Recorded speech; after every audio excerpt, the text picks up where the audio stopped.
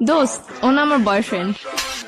তোর বয়ফ্রেন্ড মানে রাস্তাতে একটা পোলা দইরা লয়ে আমার কবি এটা তোর বয়ফ্রেন্ড আমি মাইনা লমু তারপর তো করে মিলাই দিয়ে আমি চোখের পানি মুছতে মুছতে যামুগা পিছনে একটা ব্যাকগ্রাউন্ড মিউজিক বাজবো বেস্ট ফ্রেন্ড হইছি দেখে কি মনের কথা কইতে পারি না দেখে তোর আড়াই ফেলামু কি মনে করছস বাংলা নাটক পাইছস এটা হয় তোর লাগে কেমনে কানেক্ট হইছে আমার ক্লিয়ার কর। এক সপ্তাহ ফেসবুকে রিলেশন। এক সপ্তাহ তুই রিলেশন কইরে আর ভালোবাসা ফেলাইছস আমি 2 বছর ধরে যে তোর পিছে আমার নজরে পড়ে না তোর। দোস্ত তুই এগুলো কি বলতেছিস? তুই তো আমার বেস্ট ফ্রেন্ড। কে বেস্ট ফ্রেন্ড কি বয়ফ্রেন্ড হইতে পারে না? তোর আগা থেকে গোড়া পর্যন্ত এমন কিছু আছে আমি জানি না। তুই কি পছন্দ করস, তোর কি ভালো লাগে, কি করলে তুই খুশি হবি সব আমি জানি। হয় কি জানো, হয় তুই ক ওর ব্যাপারে কি জানো, তোর পছন্দের রং কি ক।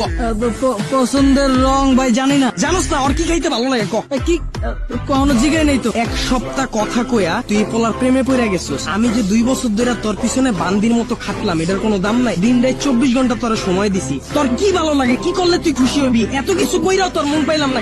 দুইটারে ভাই ভাই ভাই ভাই তুই কি ভাবছিস? রাস্তাতে একটা পোলার আইন না আমার পরিচয় করায় দিতাস।